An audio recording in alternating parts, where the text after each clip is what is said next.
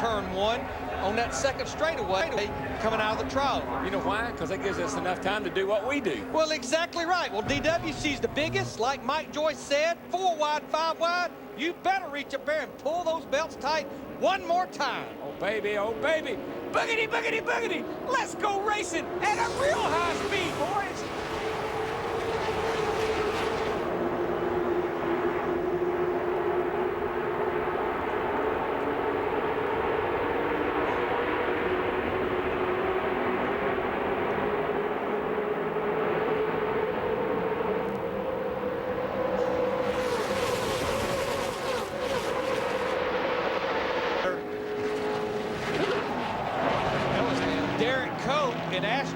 That's actually Regan Smith in the 35 couldn't get by.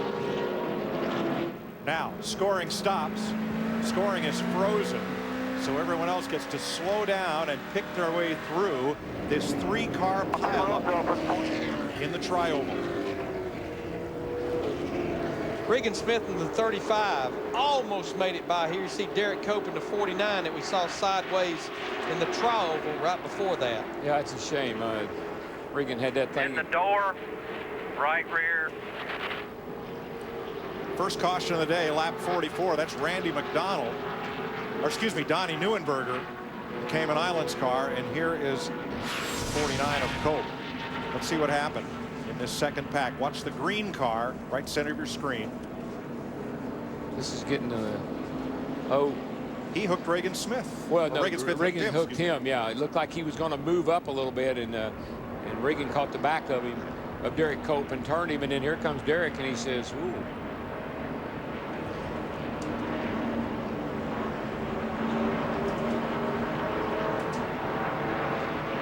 And Neuenberger in the 72 was just a victim, just nowhere to go. You know, that real time, it looks real bad. Watch this.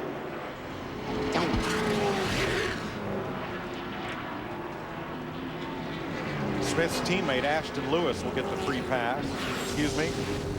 18. Free pass will go to our pole sitter. Yeah, he was JJ right. Yeley. He was hanging with them right there. Right. I wasn't even for sure if he wasn't ahead of them when the caution came out, but apparently he was got the free pass, so it's all that matters. And that'll leave the other 2 cars that had just made green flag stops, Denny Hamlin in the 20, Bernie Lamar in the 77, still 1 lap down.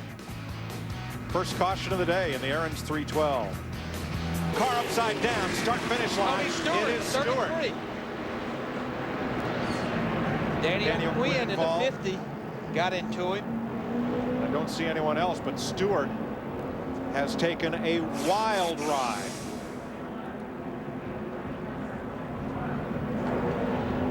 The defending Nextel Cup champion, making an infrequent Busch Series start, was right in the middle of the lead pack. I don't know what happened here, but what happened over on the back was he gave the 8 car a real shove to get to the lead, and the 8 car dumped him. I mean, he just drove to the inside, left Tony hanging out.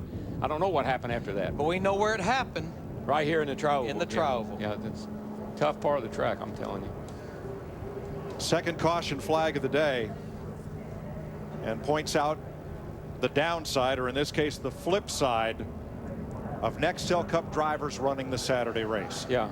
It's always a big concern. Man, I mean, if there's no oil, have you got pressure? Danny O'Quinn in the 50 was not part of what started that, but he had nowhere to go as Stewart was sliding down the front stretch here. Poked him pretty hard in the left side right there. And we don't know. It's hard to tell if Tony's all right or not. I'm thinking he probably is, but they won't flip that car over. They won't flip the car over until they get in there and they're able to talk to him.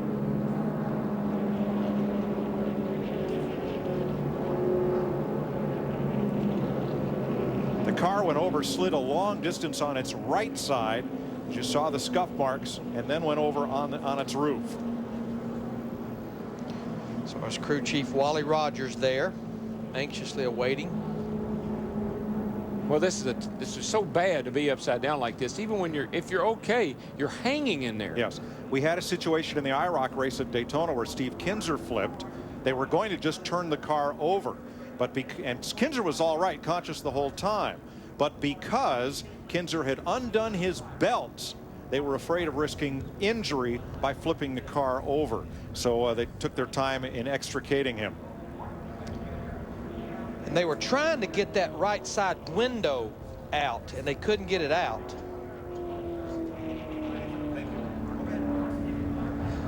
You know, I like what they're going to do here, Larry, and I've been wondering why they didn't come up with an apparatus to lift these cars up so they could get to the driver. It looks to me like that's what they're planning on doing here.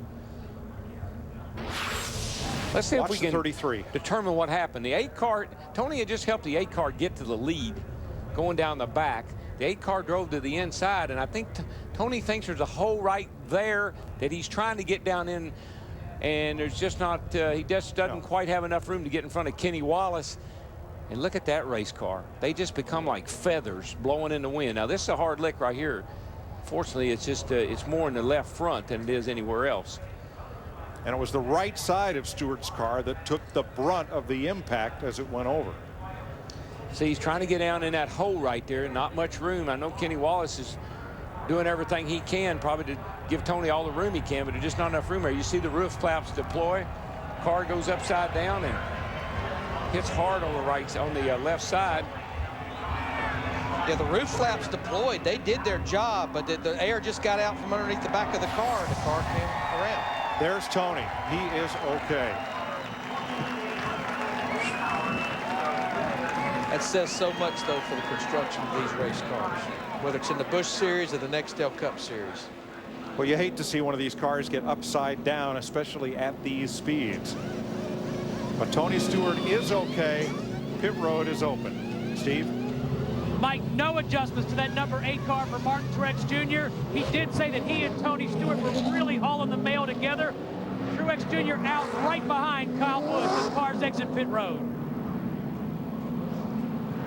And pretty much the reason all the leaders hit pit road is we've got 49 laps to go. All of them can make it to the end with that pit stop. Let's go back and have another look. Looking at Kenny Wallace's car, Darrell, it looked like he was as far down to the inside as is legal, right against the yellow line. Yeah, Here's well, Kenny Wallace is sitting there saying, oh, please, Tony, don't come down anymore. Don't come down anymore. You hear him get out of the throttle. Now, keep it going, keep it going. He pretty much did everything he could do. Yeah, Tony was just trying to get in a hole that really wasn't big enough. Wow. Watch out, now go left, go left. Caution's out, How'd caution's you like out. to be a young driver like Bernie Back it Lamar down, and have like that this. happen right in front of you? And that was his teammate, Tony Stewart. Wrecking behind you. Hand up, hand up, hand up, hand up. Hand up, signal you're slowing down. See, it's just right there. Just not quite enough room. And again, as I've said over and over, the car is so light in that part of the racetrack. From our DLP cable cam.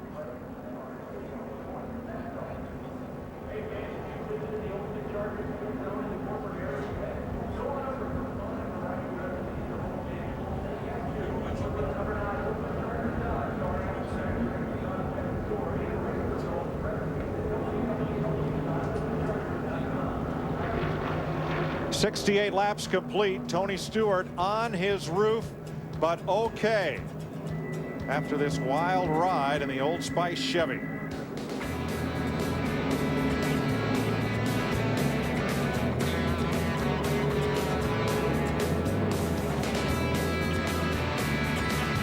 Turn 2.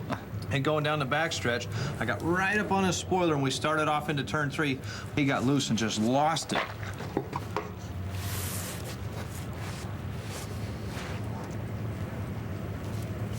It's okay, don't worry, he walked away.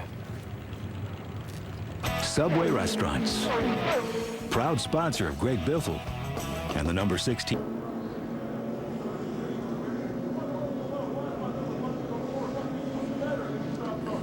Some metal pieces come loose and deposit themselves on the straightaway. Caution flag. We had about a dozen cars of our lead lap cars, 30 cars on the lead lap that pitted. Now Bernie Lamar, the 77, finally gets back on the lead lap with the free pass. Caution is out. Dadgum. Oh, I hate that. Now remember, the way they will score the cars here is where they were when they crossed the last scoring loop before the caution came out. Right, doesn't have anything to do with the start-finish line necessarily. Field is frozen. Fourth caution of the day. Remember And when you see that little bit of damage on the left rear corner of J.J. Yeley's car, and that's likely What caused him to get up and into the outside wall? Ride the bottom. You don't get forced into the wall. I mean, you don't get knocked into the wall when you're on the bottom. JJ's okay, moving around in the car, window net down. They're going to have to bring it on a rollback. That's a signal that he's all right. And look right there, right on the corner of that rear bumper cover, just that little bit of bump.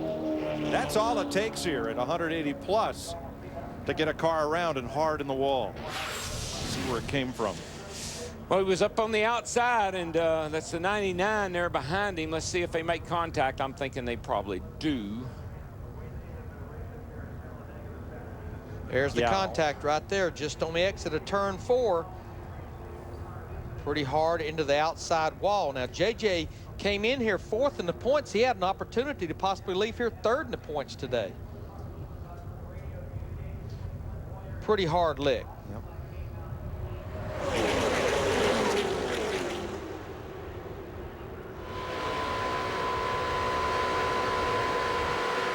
Riding with Bernie Lamar. There's Yeley on the right of your screen.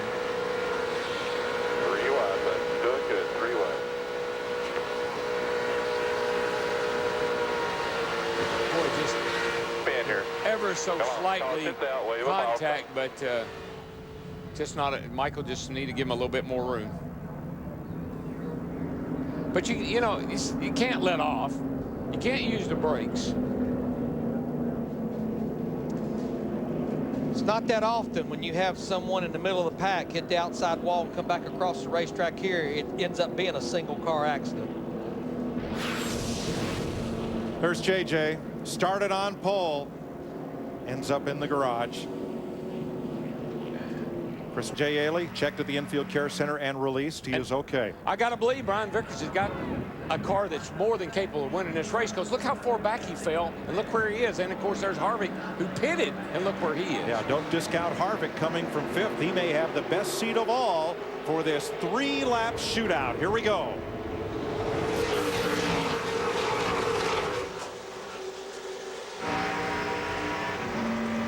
Goes Vickers in the 57 to the inside of Clint Boyer. Kyle Busch, his teammate, will follow him. Now they kick Boyer to the outside. Boy, Boyer just opened the door going into 1, and man, is he going to pay the price. He's going to go from 2nd probably to about 12th or 14th. And now this is like a party for the 57 and the 5. All they got to do is work together. Yeah, and not take each other out. They were all shoving each other down the backstretch. Brian Vickers will use that bumper. Just ask Mike Bliss last year in Charlotte in May. Coming to 2 to go. Oh man, did you see Kyle Busch? He tried to cut down under his teammate and lost the back end. Once again, Truex in that 8 car hugging that yellow line. 2 to go this time. Oh boy, oh boy. Harvick giving Busch a shove. Did you see the 5? It knocked the 57 sideways. You know what the 5 telling the 50? Go on. Don't set it, go on. Just have at it. Yeah. I hear you knocking, but you can't come in. 57 isn't running for points. Go for the win, baby. Boyer and Sauter got together, traded a little paint. Come on, man. The push from the 5. Get the push. The 57 halfback. Still single file behind you. The high Comes lane Boyer in the is 2 7 rows car, back. fighting back on the hot side. Well, that's what's going to really make a mess here, is when somebody gets up there on the outside. Then you got to do something. And that time is coming. White flag, buddy. 1 to go. Now we got a slow car up here, the 34, that they're going to catch up to. There goes the 5 And to the Harvick, outside. Harvick went upstairs to pick up Boyer, but Kyle Busch went up in front of them. And Truex, he's trying to stay halfway in front of that group, too. 21 Truex need to get back to the bottom He's of the a set and backstretch. duck, Larry. He's a set and duck. They'll get a run on him. Here comes Busch. The 5 Here and comes 21. Harvick. There they go. Push it. 21's outside the 5. The 21's outside. He's by himself. You're 2 ahead of that group in your mirror. 21 and 2 on the high lane. They are 2 ahead. Harvick has got to have help to have a shot. Otherwise, the black car goes to victory lane. Here he comes. If he can get to the inside right there. Truex blocks. He's got it made. The 8's going to win the race. There's no way. The 8's going to get a little suck off his lap car up here. The 8's going to win the race. Martin Truex 3 in a row. the Aaron's 312. You better keep the cameras rolling. They're not done yet till they get through turn 1 and 2. close. No driver had ever won his first 3 Busch Series starts at one track. Darrell at Daytona won his first 2, was 3rd in the 3rd race. Do something cool for your victory. Man, what are you talking about? That was cool. That was very enjoyable, guys. Look at the side of that car. Look at the wheel marks down the I left was side. looking at a bunch of them when they went by last time, Larry. They're all beat up like they've been in Martinsville. Real quick, we'll give a real big call to Mark McFarland. Driving for Junior Motorsports, finishes in 7th in that 88 car. I think the drive of the day, Kevin Harvick from 18th, a restart ago, to finish 2nd. Pretty good show right Boy, there. that's a way to pad your point lead. He's up to 299 unofficially now. It's Martin Truex Jr.'s girlfriend. Okay. How much of it was the paint? You got that Dale Earnhardt commemorative paint scheme on there. It's Dale Earnhardt Day in Mooresville, where everybody visiting DEI today, as many as 20,000 strong, they've got to have the big screen on, and they've got to be enjoying this. And I know everybody visiting this racetrack today, they have not left. They want to see this celebration. He's got a bass on the hood, but he got some horses underneath it.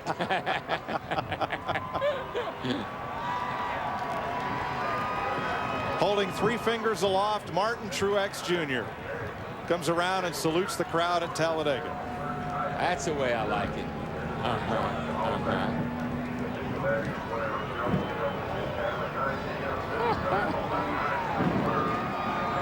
Good stuff. Good stuff. 3 fingers in the air, boys. That's cool as hell. Yes, it is. Remember, today would have been Dale Earnhardt's birthday. From our DLP cable cam. A little smoke show, and he wants the flag. Yeah.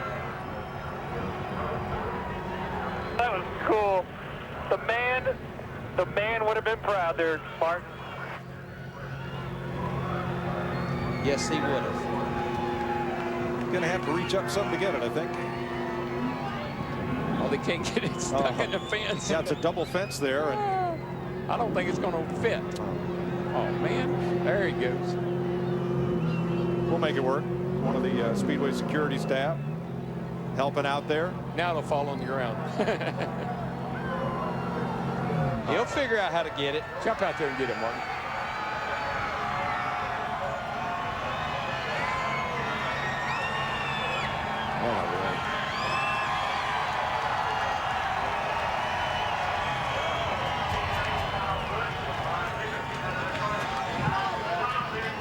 Two-time NASCAR Busch Series champion Martin Truex Jr. Here is the Red Lobster catch of the day. Always a good catch, just like this one.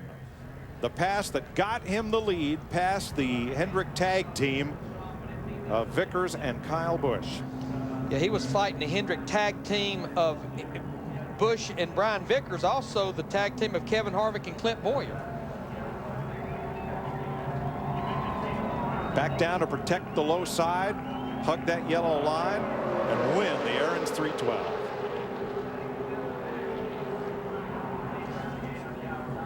Not too bad for his teammate Menard back there in 9th. No. In the other black car. Martin Truex, your winner, heads for victory lane.